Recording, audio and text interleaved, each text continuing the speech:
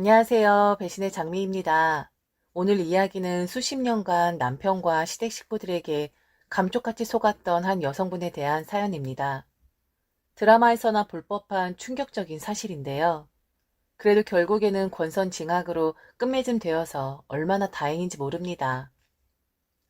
과연 사연자분에게 어떤 사정이 있었는지 사연 속으로 들어가 보겠습니다. 저는 50대의 여자입니다. 대학생 딸을 한 명 키우고 있어요. 남편이 50을 간 넘긴 나이에 불의의 사고로 세상을 등졌습니다. 불쌍하기도 했고 그립기도 했었어요. 남편 가고 나서 거의 한 달 동안 밥도 못 넘기겠더군요. 정신을 차려야지 하면서도 남편이 없는 집안이 너무 허전하고 덧없어서 몇 날 며칠 눈물로 지새웠습니다. 그래도 딸을 생각해서 기운을 내기로 하고 남편과 살면서 쌓았던 추억들만을 아름답게 간직하기로 마음을 먹었죠. 그렇게 기운을 차려서 앞으로 어떻게 살아가야 하나 고민하고 있을 때 큰 시누이와 그녀의 아들이 불쑥 찾아왔습니다. 사실 큰 시누이와는 사이가 좋질 않았기 때문에 남편이 가고 난 다음에 그다지 볼 일이 없을 줄 알았는데 예고도 없이 찾아와서 당황했었죠. 큰 시누이는 저를 찾아와서 남편에 대해 이런저런 시덥지 않은 이야기를 늘어놓았습니다. 저는 손님을 맞을 정신도 아니었고 만사가 귀찮았기에 속을 어서 가지 않고 뭐 하는 것인가 싶었어요. 너무 피곤하고 힘이 드니 그만 가주었으면 한다고 하니까 큰 시누이가 저를 아니꼽게 쳐다보며 말하더군요. 옳게, 그럼 거두절미하고 이야기할게. 혹시 남동생 유서나 유언 같은 건 없었어? 가령 나나 조카를 위해서 뭘 좀 남겨준 거 없느냐고. 저는 그럼 그렇지 싶었습니다. 큰 시누이가 싫었던 이유 중에 하나는 자주 그리고 항상 돈이 필요할 때면 남편에게 돈 내놓으라고 윽박지르는 뻔뻔한 태도 때문이었는데 그 빈대기질은 남편이 떠나버린 상황에서도 저에게까지 계속되었던 것이죠. 결혼하면서 지난 20여 년 동안 참고 살았는데 그땐 더 이상 그럴 필요가 없었기에 싫은 소리를 좀 했습니다. 고모, 남동생 이제 가고 없어요. 양심이 있으면 그런 말씀 제게 하시면 안 되죠. 살아있을 때 남편이 고모에게 얼마나 잘했나요? 그 정도면 충분하다 못해서 넘쳤던 거 아니에요? 그러니 제게는 돈 타령하지 마세요. 저한테 돈 맡겨놓으셨어요? 그리고 너도 그렇다. 너 대학 졸업한 지 언젠데 여태껏 취직을 안 하고 있어. 눈높이를 좀 낮추면 직장 구할 수 있는 거 아니니? 찬밥 더운 밥 가리지 말고 얼른 취직해서 그동안 고생한 네 엄마 편하게 해드려야지. 이제 삼촌도 가고 없으니 자립적으로 해야 해. 이 숙모는 더 이상 도와줄 수가 없구나. 저는 큰 시누이 대신 조카를 타이르며 우회적으로 큰 시누이를 나무랐습니다. 제 뜻을 알아주길 바라면서요. 그렇게까지 이야기하면 창피해서라도 갈 줄 알았는데 조카는 제 귀를 의심하게 하는 말을 하더라고요. 그래서 말인데요. 혹시 삼촌께서 가시면서 엄마나 저에게 따로 배려해 주신 건 없어요? 배려 말이에요, 배려. 가령 아파트나 통장 같은 거요. 항상 삼촌이 저 결혼할 때 잠실이나 송파 쪽에 깨끗한 아파트 한 채는 꼭 해주신다고 말하곤 하셨거든요. 숙모도 저번에 들으셨죠? 기억나시죠? 숙모 머리가 좋으시니까 삼촌이 여러 번 말한 거 기억하실 거예요. 남편이 살아생전에 큰 시누이의 아들을 제 친자식처럼 잘 챙기긴 했는데 그것도 살아있을 때 이야기지 이미 가버리고 없는데 그때 지나가는 말을 기억해서 그렇듯 억지를 부리니 이게 사람인가 싶더라고요. 도저히 대화가 안 되는 모자에게 확실하게 말해 주었습니다. 삼촌이 남겨놓은 것은 나랑 내 딸의 몫이고 얼마 되지도 않는다. 그리고 액수를 떠나서 그걸 탐내는 거는 너무 예의가 없는 것 같구나. 다신 너희 모자 보고 싶지 않으니까 네 엄마 모시고 나가다오. 그리고 이런 말까진 안 하려고 했다만 솔직히 네 삼촌이 너랑 네 엄마에게 얼마나 잘하셨니? 삼촌이 지난 20년간 너희 모자 건사하느라고 집에는 월급의 반도 못 가져다 주었어. 다른 집에 비해서 돈이 2배로 들었다는 말이야. 지금 살고 있는 너희 아파트 전세 자금도 반절 이상은 네 삼촌이 해준 거 다 알고 있지? 너 학교 다닐 때 학원비며 운동비는 물론이고 옷이며 신발이며 용돈까지 내 딸에게 들어가는 건 이상으로 들어갔어. 잘 생각해봐. 계산해보면 네가 더 많이 들어갔다고. 그뿐이야? 너 대학 등록금에 매 학기 들어갈 때마다 한 학기 생활비 하라고 기백씩 들어갔잖니. 세상 천지에 어느 삼촌이 자기 조카를 그렇게 챙기길 챙기니? 그런데 이제 삼촌 가구 없는데 이미 저 세상 사람에게 또 돈을 달라고 하고 싶니? 너도 참 양심도 없다. 더 있어봤자 서로 말만 험해지니까 그만하고 가급적이면 좋은 일 있을 때만 보도록 하자. 나쁘고 슬픈 일 있을 때는 각자 알아서들 해결하고 말이지. 그렇게 나가라고 말하고 뒤돌아서는데 조카가 그러더군요. 숙모, 잘 생각해 보시고 저한테 줄 것 있으면 빨리 넘겨주세요. 혼자 다 드시려고 하면 100% 체해요. 저도 여기서 더 밑바닥으로 내려가고 싶진 않아요. 그러니까 곰곰이 생각해 보세요. 삼촌은 분명 엄마나 저를 위해서 뭐라도 배려해 놓으셨을 분이에요. 그래놓고 가더라고요.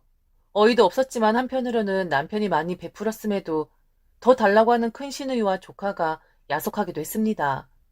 그리고 무엇보다 남편이 원망스럽더군요. 쓸데없는 말은 하지를 말지. 조카에게 결혼하게 되면 괜히 집을 사주겠다느니, 종잣돈을 보태주겠다느니, 그런 말들을 하지 말았어야 했습니다. 그때도 그냥 농담 반, 진담 반으로 했던 것이며 분명한데, 그 말을 철석같이 믿는다는 것이 비상식적인 사람들이었죠. 저는 이제 남남이나 다름없는 큰 시누이와 조카의 말을 얼른 잊으려 했습니다. 그리고 실제로도 무슨 말도 안 되는 소리냐며 신경조차 쓰지 않았었죠. 그런데 그 일이 있은 후 3달쯤 지났을 때 집으로 조카의 소송이 날아들게 됩니다. 소장의 내용은 해괴망측한 내용이더라고요. 이 어이없는 일의 근원을 찾으려면 남편과 저의 만남부터 시작해야겠습니다. 제가 고등학교로 들어갈 무렵에 아버지가 회사에서 미국 지사로 발령을 받았기에 부모님과 저 그리고 동생은 미국으로 이주하게 되었습니다. 저와 나이 차이가 있는 동생은 미국과 영어에 빨리 적응을 했지만 저는 전혀 그럴 수가 없었습니다. 영어도 제대로 못했고 미국 학교의 교과 과정도 따라갈 수 있는 것이 없었죠. 그런 부분 때문에 부모님은 동생만 데리고 미국으로 가시고자 했고 저는 우리나라에 남아서 친척집에 있으면서 대학을 가라고 했습니다. 그렇지만 저는 제 딴의 미국 생활을 해보고 싶었고 부모님과 떨어져서 고아처럼 남는 것이 싫었습니다. 그래서 부모님과 주변의 걱정에도 불구하고 아버지 미국행에 따라 나섰었죠.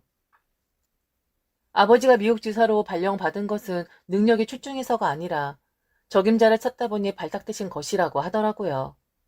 아버지는 세일즈를 했었는데 실적이 좋았기 때문에 회사에서 아버지를 미국에 데려놓아도 잘할 것이라고 판단했다고 합니다. 그때가 지금으로부터 35년 전인데 아버지가 영어를 할 줄 알면 얼마나 했겠으며 지금처럼 우리나라 제품이 인류 제품도 아닌데 팔로가 있었겠나요? 제가 기억하기로는 회사에서 주는 물건 샘플을 여행 가방에 가득 싣고 다니면서 이민 온 사람들을 만나가며 주먹구구식으로 팔았던 것 같습니다. 아버진 처음에는 5년 정도만 바짝 돈 벌어서 다시 우리나라로 들어갈 것이라고 말했지만 저희 가족은 어영부영 10년을 훌쩍 넘겨서 살았습니다. 그 기간 동안 엄마는 생전해보지도 않은 다림질을 배워서 세탁소에서 일을 했고 동생은 천성이 미국 생활이 맞는지 금세 적응해서 기어이 대학에 들어갔죠. 전 둔하기도 하고 영어에 울렁증이 있어서 적응을 잘 하지 못했어요. 몇 년을 공부했지만 겨우 미국인들 만나서 간단한 대화 정도만 하는 수준이었죠. 대학은 당연히 가지를 못했고 취업 자리조차 쉽게 구할 수 없었습니다. 지금은 좀 덜한지는 몰라도 그 당시 미국에는 동양인에 대한 차별이 말도 못했는데 거기다가 영어도 제대로 못하니 점점 더 위축이 되었습니다. 간간히 엄마가 일하는 세탁소에 나가서 다림질 일을 하였고 일거리가 없으면 아버지가 영업하는 사업소에 가서 허드렛 일을 도왔습니다.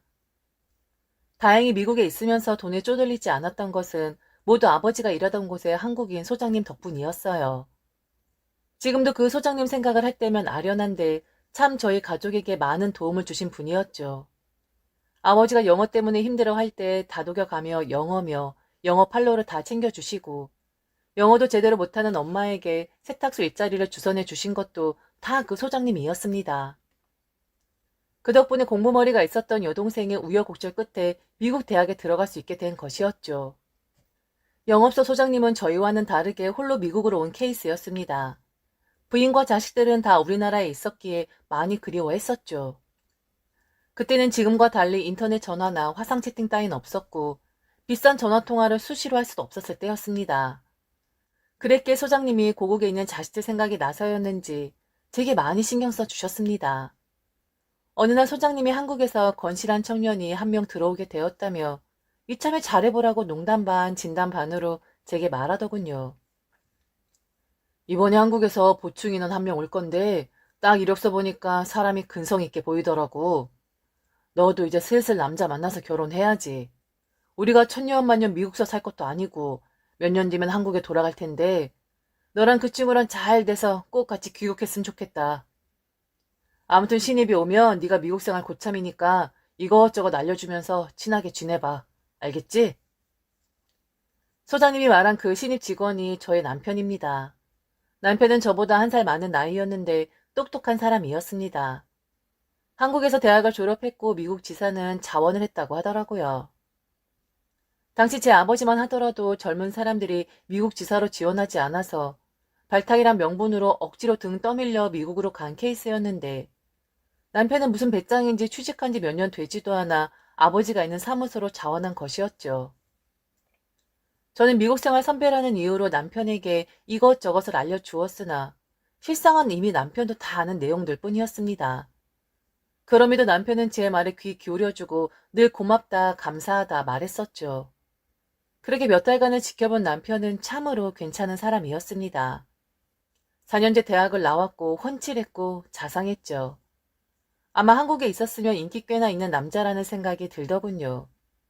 지사 소장님은 남편과 저를 이어주려고 연신 기회를 만들어 주었지만 솔직히 저는 자신이 없었습니다.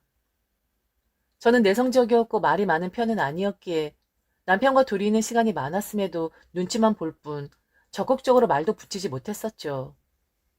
늘 그리고 자주 남편이 사무실에서 사물을 보고 있는 등 뒤를 한없이 바라볼 뿐이었습니다. 저 남자가 내 남자였으면 좋겠다. 저 남자가 내게 먼저 교제해달라고 말해주었으면 좋겠다. 그런 상상을 하는 것만으로 미소 지어졌습니다. 짝사랑이었던 것 같습니다. 고등학교 때 미국으로 건너와서 한인들이 많이 살지 않은 곳에서 마음 둘 곳 없었던 저는 나이도 비슷하고 너무나 멋진 남편에게 빠져들 수밖에 없었죠.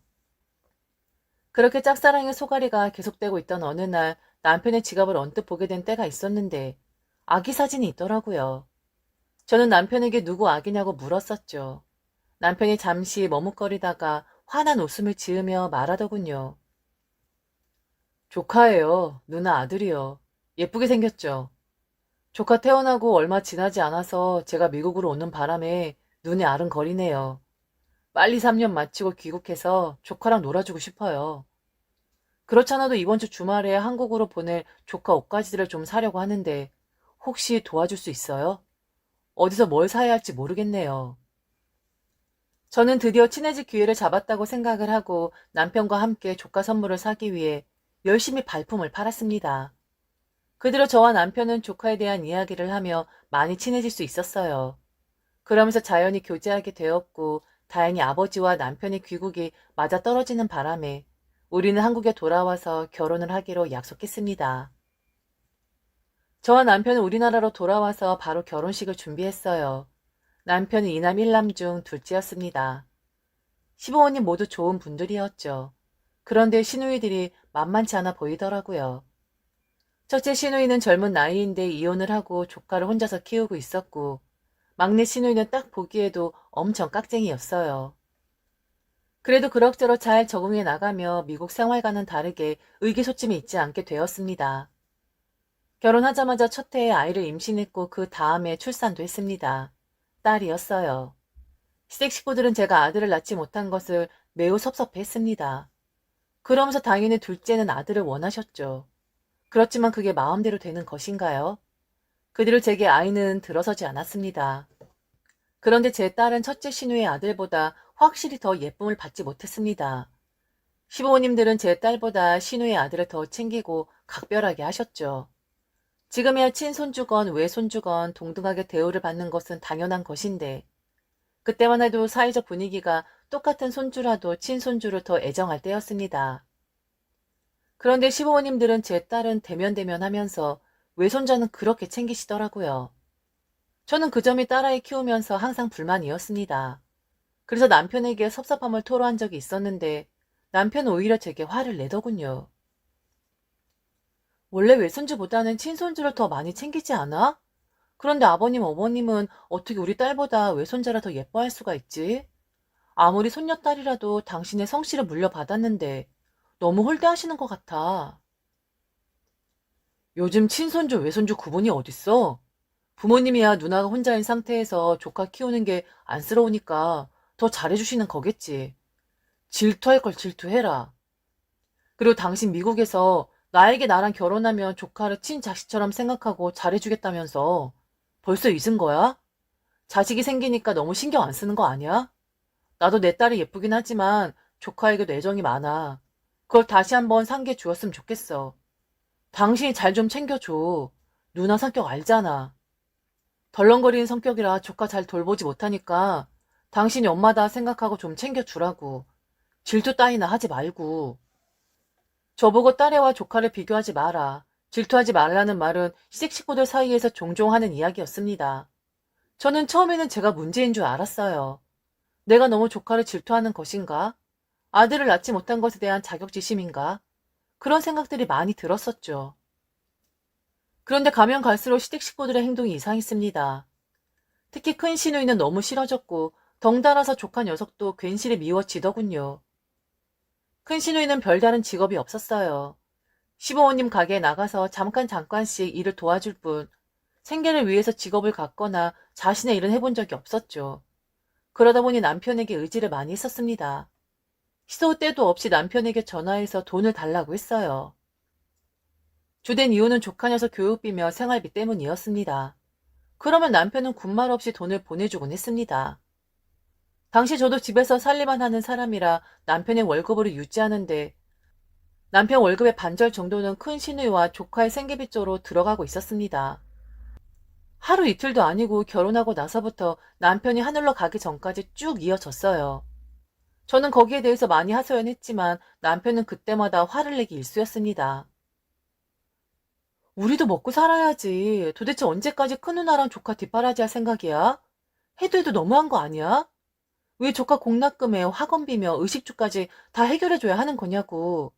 그리고 큰 누나가 경제적 여력이 없으면 아버님이 좀 도와주셔야 하는 거 아니야? 왜 그걸 다 당신에게 떠넘기는 거야? 도대체 이해할 수가 없어. 내가 생각이 잘못된 거야? 거참 여자가 말 많네. 그러는 당신은 나가서 돈을 벌기라냐? 아니면 처가에서 한몫돼서 주기라냐? 내가 돈 벌어서 내 누나랑 조카를 좀 도와주기로써니 그게 그렇게 아까워? 마음 그렇게 쓰지 마. 벌 받는다. 늘 그런 식이었습니다. 솔직히 제가 너무 좋아했던 사람이고 남편 자체로만 보면 제게 과분한 사람이었지만 꼭 큰 시누이랑 조카 이야기만 나오면 싸우게 되었죠. 그게 너무도 싫었지만 큰 시누이나 남편의 태도는 전혀 바뀌지 않았습니다. 하도 하소연할 곳이 없어서 막내 시누이에게 하소연을 해보았지만 돌아오는 건 제가 속이 좁아서 그런다. 왜 그리 너그럽지 못하냐는 핀잔뿐이었습니다. 그건 언니가 좀 속이 좁아서 그런 거 아닐까요? 막말로 엄마랑 아버지 돌아가시면 유산 다 오빠 거 될 건데 지금 푼돈 나가는 걸 아까워하는 언니가 더 이해 안 돼요. 지금은 큰언니가 할 줄 아는 게 없으니까 오빠한테 의지하는 건데 형제자매 좋다는 게 뭐예요? 서로 돕고 사는 게 인지상정 아니에요?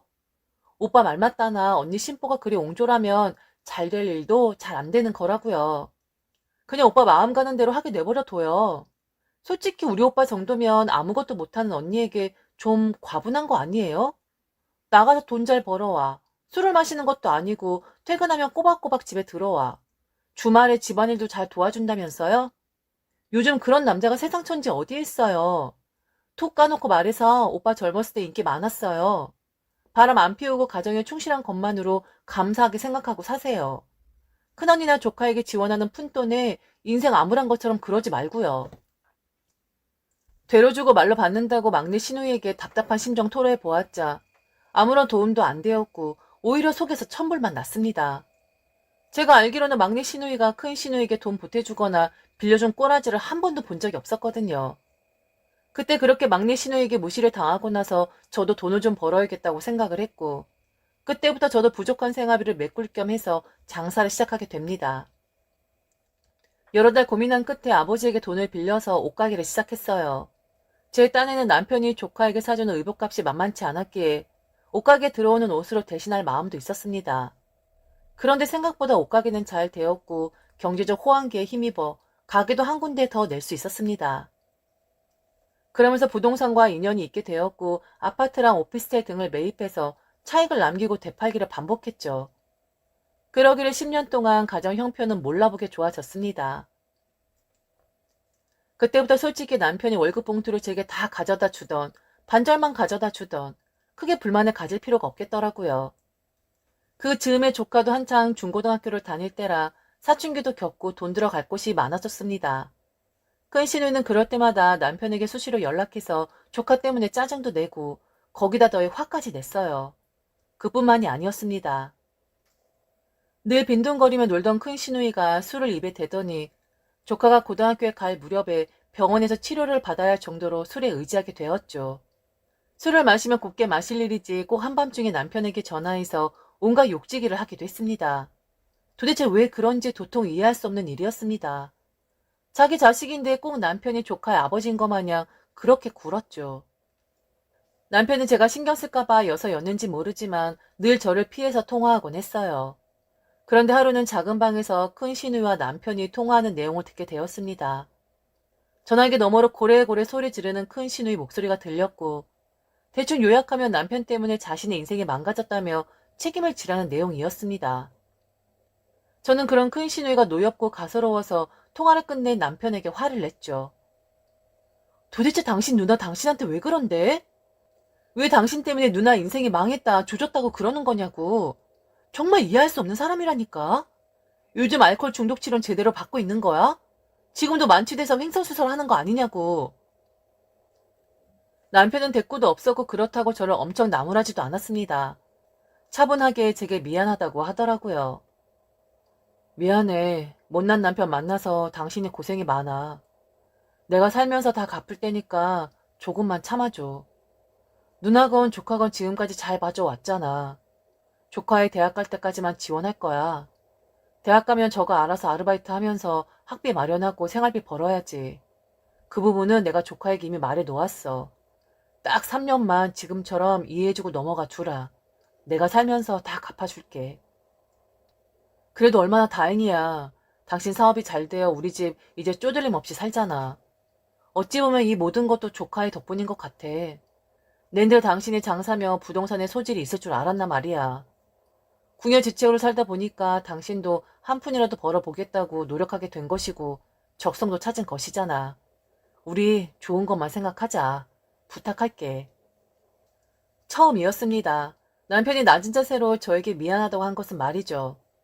보통 큰 시누이나 조카에 대해 조금이라도 싫은 소리 하면 과민하게 반응하며 화를 냈었는데 한없이 쪼그라든 모습을 보니 집안의 유일한 아들이라는 이유만으로 큰 누나와 조카 뒤치다꺼리 해야 하는 남편의 의무가 무거워 보였습니다. 여태껏 살면서 그렇게만 생각했는데 남편 가고 나서 조카로부터 소장을 받고 보니 앞이 노래지고 분노가 치솟더라고요. 소장에 주된 내용은 조카를 남편의 친생자로 인정해달라는 어처구니 없는 소송이었습니다. 증거자료로 남편과 조카의 유전자 검사 결과가 있더라고요. 거의 확실한 부자 관계가 형성된다는 내용이었죠. 저는 둘째 시누이를 만나서 이게 도대체가 무슨 날벼락 같은 일이냐고 따져 물었습니다. 깍쟁이에 콧대 높던 둘째 시누이가 연신 제게 미안하다며 울먹이더라고요. 그러면서 자초지종을 설명하는데 기도 안 찼습니다. 언니, 제발 오해하지 말고 들어요. 일이 꼬여버린 것뿐이지 언니를 속일 생각은 없었어요. 사실 큰언니 아들이 오빠 친아들 맞아요. 그렇다고 큰언니랑 오빠가 망측한 사이거나 그런 건 아니에요. 사실은 오빠가 취직하고 회사에서 사귀었던 여자가 있었어요. 오빠 말로는 결혼하고 싶은 여자였다는데 그 여자는 오빠와 결혼하고 싶지 않았었나 봐요.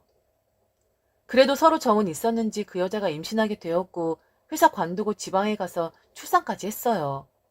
그런데 그 여자네 집안이 오빠를 용납할 수 없었나 봐요. 집안끼리 맺어준 혼처가 있었던 모양이더라고요. 그 여자는 출산하자마자 조카를 오빠에게 데려다 놓고 종적을 감추었어요. 오빠는 백방으로 그 여자를 수소문했지만 찾을 수 없었죠. 그런데 알고 보니 출산한 지 6개월도 안 되어서 다른 남자랑 결혼을 했다는 거예요. 말도 안 되는 얘기죠.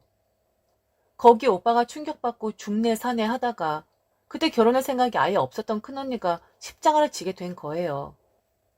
큰언니가 스스로 미혼모가 돼서 조카를 호적에 올린 거거든요. 그런데도 오빠는 도저히 견딜 수가 없다면서 회사를 관두려 떠나려 했고 부모님의 만류로 차라리 해외 지사로 나가보면 어떻겠냐고 했는데 마침 자리가 생겨서 바로 미국으로 떠난 것이었어요. 귀국했을 때 언니랑 결혼한다고 해서 우리도 얼마나 놀랐는지 몰라요. 그런데 오빠 표정도 밝아 보이고 중내산에 했던 모습도 아니어서 그냥 과거는 다 묻어두고 감추었던 거예요. 언니에겐 미안했지만 오빠 정도면 언니한테 과분한 사람이라고 생각을 했고 오빠도 언니 많이 챙기고 사랑했으니까 과거 따위는 문제되지 않을 거라고 생각했어요. 그런데 큰언니랑 조카가 오빠 떠나고 나니까 갑자기 무서웠나 봐요. 늘 오빠가 다 챙겨주었는데 이제 그마저도 없으니까 아마도 경제적으로 힘들지 않았겠어요? 소송 들어가기 전에 언니에게 찾아갔다면서요. 큰언니랑 조카는 오빠가 분명 자신들을 위해서 오빠가 유산을 남겨놨다고 생각하는 것 같아요. 저도 뜯어 말렸는데 이미 정상적으로 생각하고 있지 않더라고요. 저도 일이 이렇게 커질 줄 몰랐어요. 그냥 큰언니랑 조카만 입 다물고 살면 언니에게 영원히 상처될 일 없었을 텐데 정말 미안하게 생각해요. 언니도 더 이상 상처받지 말고 똥 밟았다고 생각하고 돈 좀 마련해서 그냥 주고 인연 끊어요. 소송 오래 해봐야 언니만 상처받아요. 부탁드릴게요. 둘째 시누이는 고상한 척 우아한 척하며 당연히 제가 이해해야 한다고 생각했던 것 같네요. 이 치가 떨리는 배신감을 생각하지 못하고 말이죠. 저는 다 식어버린 커피를 둘째 시누이 면상에다 뿌려버렸습니다. 둘째 시누이는 이게 무슨 교양 없는 행동이냐며 길길이 날뛰더군요. 생전 처음이었어요. 누군가의 뺨에 손을 올린 것은 말이죠. 있는 힘껏 수차례 둘째 시누의 뺨을 올려 붙였습니다. 그제야 입을 다물더라고요. 니들이 인간이니? 짐승도 니들보다 낫겠다.